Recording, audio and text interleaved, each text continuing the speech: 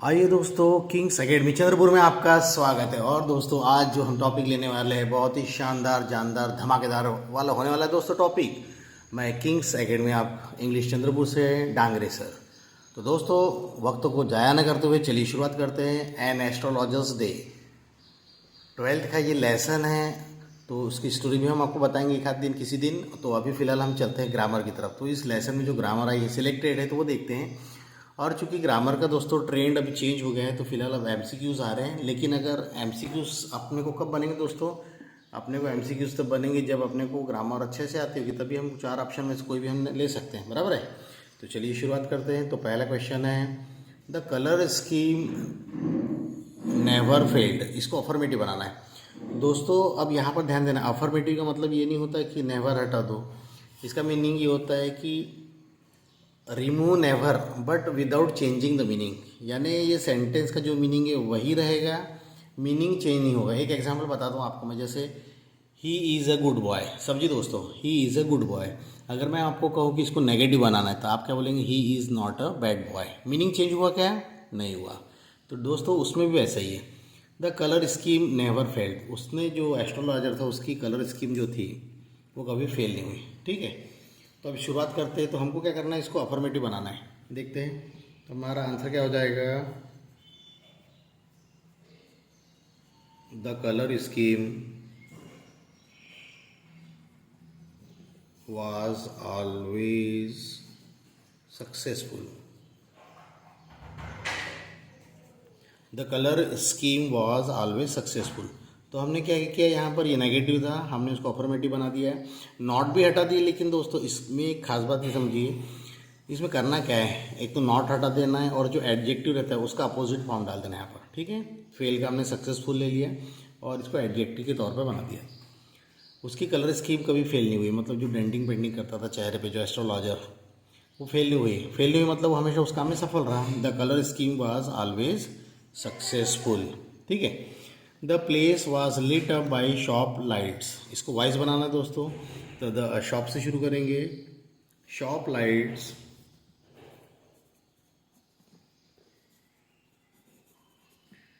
Shop lights हो गया दोस्तों। अब शॉप लाइट चूंकि पेसिवाइज है, इसको एक्टिवाइज करना है। तो shop lights lit up. Lit up में सेकेंड फॉर्म में रखना पड़ेगा चूंकि वाज है।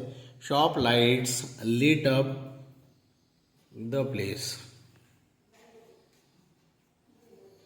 Shop lights lit up the place. Right friends.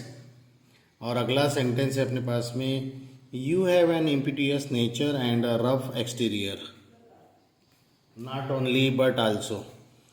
अब नॉट ओनली बट आल्सो का यूज़ देखिए दोस्तों, बहुत लोग अपने अपने हिसाब से करते हैं। आप देखना है यहाँ पर, तो हमको क्या करना, नॉट ओनली का जो यूज़ करते हैं तो उसमें खास बात रहेगी कि इसमें 2 बातें होती है। ध्यान दीजिए, इसमें पहली बात है दोस्तों इम्पीडियस नेचर है, और दूसरी बात है rough exterior.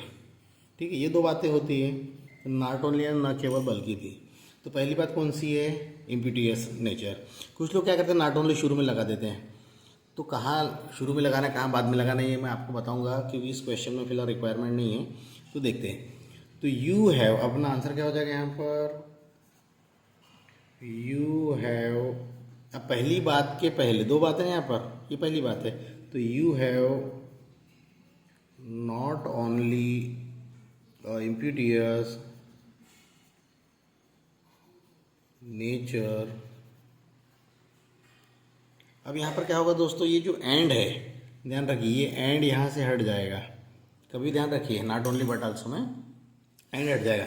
You have not only impetuous nature, अब एंड की जगह आपने लगा दिया बट आल्सो, और उसके बाद पूरी कॉपी करना है, बट आल्सो और रफ एक्सटीरियर। ठीक है दोस्तों। तो पहली जो भी बात होगी उसके पहले आप लगा देंगे नॉट ओनली, और उसके बाद एंड को हटाएगा बट आल्सो। बहुत इजी हो जाता है। कभी कभी दोस्तों इजी चीज़ें भी डिफ़िकल्ट लगती है, और हम लोग क्या करते हैं, बहुत डिफ़िकल्ट बहुत पढ़ते, इजी नहीं पढ़ते। Welcome to the point. अब उसके बाद में है अपने पास में मेक सिंपल सेंटेंस। दोस्तों सिंपल सेंटेंस की खास बात है, देखिए सेंटेंस 3 प्रकार के होते हैं, simple sentence, compound sentence, complex sentence. मैं आपको एक गुरु मंत्र बता रहा हूँ इसमें यहाँ पर। तो सिंपल सेंटेंस दोस्तों बहुत प्रकार से बनते हैं, लेकिन मैं आपको एक खास टेक्निक बता रहा हूँ। Simple sentence always start with ING. तो आप क्या करना, वर्ब की जो फर्स्ट फॉर्म रहेगी, अब ये वर्ब है ब्लीव आउट, ठीक है, ब्लीव आउट है, इसमें फर्स्ट फॉर्म लगाना है और आईएनजी से शुरुआत करना है। तो ब्लीव का फर्स्ट फॉर्म क्या हो जाएगा, ब्लो। तो हमने यहाँ से शुरू किया, ब्लोविंग आउट, ठीक है, blowing out his flare, blowing out his flare, हो गया। अब क्या करना है, ये जो एंड है इसको हटा देना है, ध्यान दीजिए मेरी बात पे दोस्तों। और क्या करना है, ये जो सब्जेक्ट है सामने का, ये सब्जेक्ट को क्या करना है, वहाँ पर ट्रांसफ़र कर देना है, बस हो गया। कैसा हो जाएगा अपना answer, blowing out his flare, the nuts vendors rose to go home. तो आपको क्या करना है, यहाँ पर सिर्फ सिंपल सेंटेंस जब भी बनाना रहा था, आपको मेन वर्ब जो भी होगी सेंटेंस का फर्स्ट फॉर्म लाना है और उसमें आईएनजी लगा देना है और वहीं से कंटिन्यू चलना है। तो फिर हो जाएगा ब्लोइंग आउट हिज फ्लेयर, और फिर ये एंड आएगा या बट आएगा, उसको हटा देना, सामने का जो सब्जेक्ट है उसकी जगह रख देना, उसका पूरी कॉपी कर देना। तो ये हो गया आपका सिंपल सेंटेंस। सिंपल सेंटेंस दोस्तों बहुत प्रकार से बनते हैं, present participle, past participle, present perfect participle, ये 3 प्रकार से बनते हैं। और भी प्रकार है इसके दोस्तों, फिलहाल अभी हमारे पास सिंपल सेंटेंस के लिए ये generally it is much asked in the examination. The astrologer felt very unforgettable. अब दोस्तों एक्सक्लेमेटरी सेंटेंस बनाना है, क्या बनाना है, एक्सक्लेमेटरी, और सेंटेंस 12th में ज़्यादा आते हैं। The astrologer felt very uncomfortable. तो आप एक बात ध्यान रखो दोस्तों कि कभी भी, अब एक्सक्लेमेटरी सेंटेंस किससे बनते हैं, एक्सक्लेमेटरी सेंटेंस बनते हैं व्हाट या हाउ, ठीक है। अब समस्या ये आ रही है कि व्हाट से शुरू करें या हाउ से। बहुत ही शानदार सा ट्रिक से आपके लिए लेके आया हूँ मैं आज आपके पास में। तो क्या करना है आपको, सबसे पहले चेक कर लो कि इस सेंटेंस में कहीं पर भी आपको ए एन दिख रहा है क्या, ए या एन दिख रहा है क्या, नहीं दिख रहा है। अगर ए एन दिखेगा तो सेंटेंस व्हाट से शुरू करना है, ठीक है। अब ए एन नहीं तो हम सेंटेंस किससे शुरू करेंगे, इसको हाउ से शुरू करेंगे। किससे शुरू करेंगे, हाउ से, ठीक है, हाउ से शुरू किया। अब उसके बाद में तुरंत लगाना पड़ता है एडजेक्टिव। एडजेक्टिव कहाँ पर है, तो एडजेक्टिव रहता है वर्ब के बाद में, और इसमें जो वेरी है, ये वेरी शब्द हट जाता है हमेशा, ध्यान रखिएगा। तो हो गया हाउ। अब उसके बाद में लगाएंगे एडजेक्टिव, तो how uncomfortable,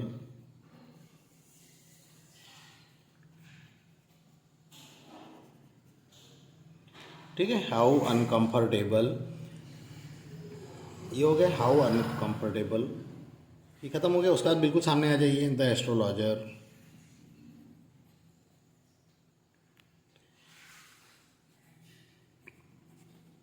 how uncomfortable the astrologer felt, और आखिरी में सिंबल देना ना भूले दोस्तों, क्योंकि यही तो इम्पोर्टेंट है, खास बात, राइट।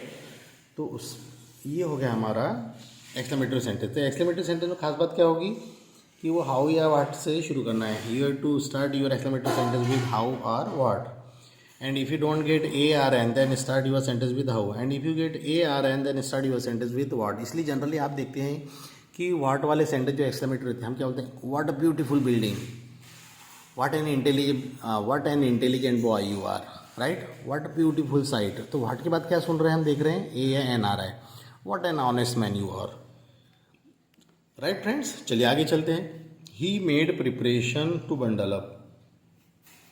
अब सो दैट दोस्तों, सो दैट भी बहुत प्रकार के होते हैं, आप हमारे वीडियोस में देखिए, वहाँ पर सो दैट, सच दैट, सब अलग अलग चीज़ें देखने को मिलेगी आपको वहाँ पर। तो सो दैट पास में देखिए दोस्तों, यहाँ बीच में डैश नहीं है, सो दैट अब ये पास में एक साथ ही आएगा, राइट। तो यहाँ पर हम देखने वाले हैं कि ये क्या करना है, तो ये टू की जगह क्या करना है आपको, ये टू की जगह सो दैट रखना है। तो हमने आंसर शुरू किया है, ही मेड प्रिपरेशन,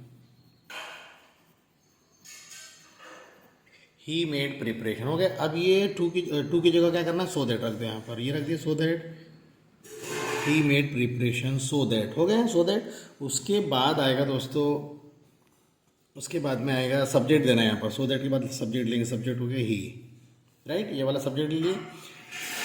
अब उसके बाद में यहाँ पर आएगा मे या माइट आएगा। अब कैसे पता चलेगा? यहाँ पर वर्ब का सेकंड फॉर्म है। देखिए दोस्तों, यहाँ पर वर्ब का कौन सा फॉर्म है? सेकंड फॉर्म है, तो हम लगा देंगे माइट। ये कंपलसरी लगाना ही पड़ेगा आपको। He might bundle up, he might bundle up. ठीक है, समझ जाएंगे आप। ये टू की जगह सो दैट, फिर सब्जेक्ट, और अगर V1 रहे तो मे लगा देना, और V2 रहा तो माइट लगा देना, और आगे सेंटेंस को कंटिन्यू कर लेना। चलिए अगला सेंटेंस लेके चलते हैं आपके लिए। His wife was waiting for him at the door and, ये सब अपने बुक से ही लिए गए हैं क्वेश्चन, बाहर के नहीं एक भी।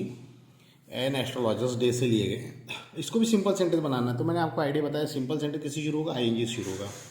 तो ING ऑलरेडी अपने को मिला हुआ है, ठीक है, तो यहीं से शुरू करेंगे। His wife was waiting for, तो आंसर शुरू करते हैं।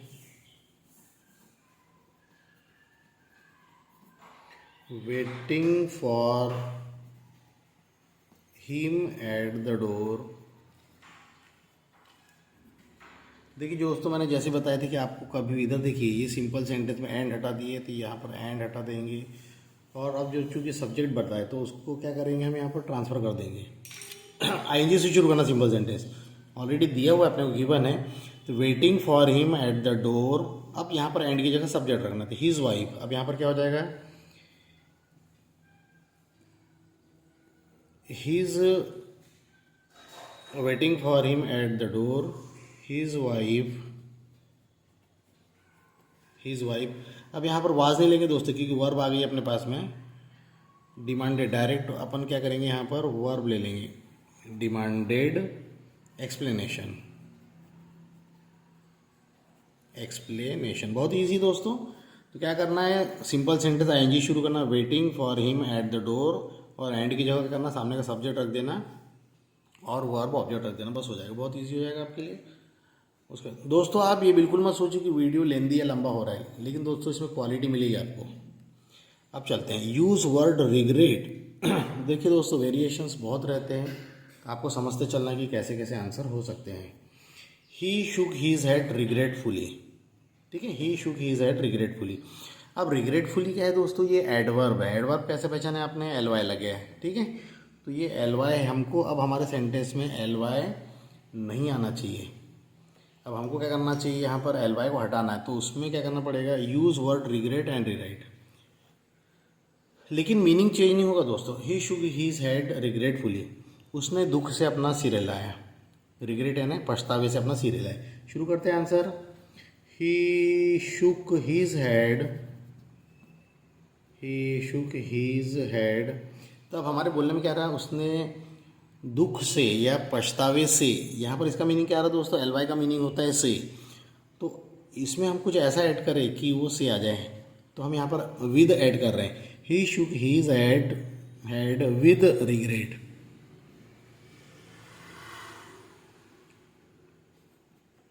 He shook his head with regret. देखिए दोस्तों, ये रिग्रेटफुली और विद रिग्रेट का मीनिंग सेम हो गया। रिग्रेटफुली यानी बड़े दुख से पछतावे से, विद रिग्रेट यानी दुख से पछतावे से। आ गया दोस्तों।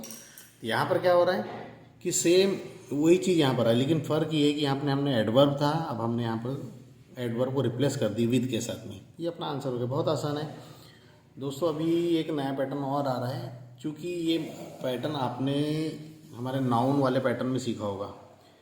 आप हमारे प्रीवियस वीडियो देखिए, उसमें आपको ध्यान में आ जाएगा बराबर। You find my answer satisfactory, you will you give me 5 rupees, give the noun form. अब सेटिस्फैक्ट्री जो है दोस्तों, ठीक है, तो सेटिस्फैक्ट्री है एडजेक्टिव, और इसका हमको बनाना है नाउन। तो आपको सेटिस्फैक्ट्री का नाउन मालूम है, जब आपने नाउन पढ़ा होगा। तो सेटिस्फैक्ट्री का नाउन हो रहा है, सेटिस्फाई नहीं होगा ना सेटिस्फाइड होगा, सेटिस्फैक्शन। क्या होगा, सेटिस्फैक्शन। तो चलिए, सेटिस्फैक्शन अपने आंसर में आना चाहिए। अब इसका मीनिंग ये नहीं कि if you find my answer satisfaction, थोड़ा सा लिटिल बिट चेंजेस रहेंगे यहाँ पर, तो अपने को वो समझना पड़ेगा कि वो चेंजेस कैसे रहने वाले हैं, ठीक है। तो यहाँ पर अब हम थोड़ा सा चेंज कर रहे हैं, सेटिस्फैक्शन आना चाहिए। तो थोड़ा सा आंसर में थोड़ा सा, you must be good at English, आपको इंग्लिश में थोड़ा अच्छा रहेंगे तो ग्रामर भी बहुत अच्छी बनेगी फ्रेंड्स आपको, राइट। तो if you find my answer satisfactory, या फिर हम दूसरे वे में कैसा बोल सकते हैं, if you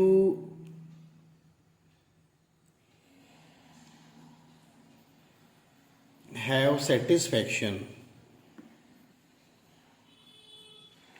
if you satisfaction of my answer,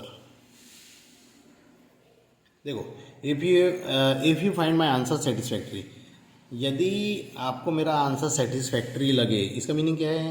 यदि आपको मेरा आंसर सेटिस्फैक्ट्री लगे, या फिर हमने क्या कहा, if you satisfaction of my answer, या फिर यदि आपको मेरे आंसर का सेटिस्फैक्शन होता है।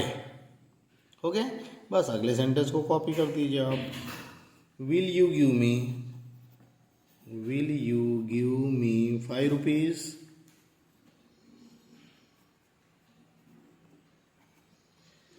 ठीक है दोस्तों, मैं अभी इसका सेकंड पार्ट भी बनाने वाला हूँ बहुत जल्दी। तो दोस्तों क्या करना है आपको कि कभी भी ध्यान रखना है, सेटिस्फैक्ट्री का सेटिस्फैक्शन कर देंगे वैसा नहीं होता, थोड़ा सा चेंजेस करना पड़ता है। और इसमें suppose if you are good at spoken English या और if you are good at English, you can solve the grammar very easily but having some notes. यदि अगर आपके पास अच्छे पर्याप्त सफिशिएंट नोट्स नहीं है तो वो आसान नहीं होता है। तो चलिए दोस्तों, मैंने आपको भी यहाँ पर 9 क्वेश्चन बनाए। अगला वीडियो मैं और बना रहा हूँ, उसमें फिर और आगे क्वेश्चन रहेंगे, 9-10 क्वेश्चन रहेंगे। तो ये एस्ट्रोलॉजर के कुछ क्वेश्चंस हो गए ग्रामर के, और ग्रामर का जो एस्ट्रोलॉजर्स की स्टोरी भी आपको जल्दी ही यूट्यूब में देखने को मिलने वाली है। और अगर आपका भी ग्रामर का दोस्तों कोई क्वेश्चंस हो तो मुझे ज़रूर बताइए, कमेंट में लिखिए कोई क्वेश्चन हो आपका, तो उसको भी सॉल्व करेंगे। तो ठीक है दोस्तों, चलिए मिलते हैं। Thank you very much.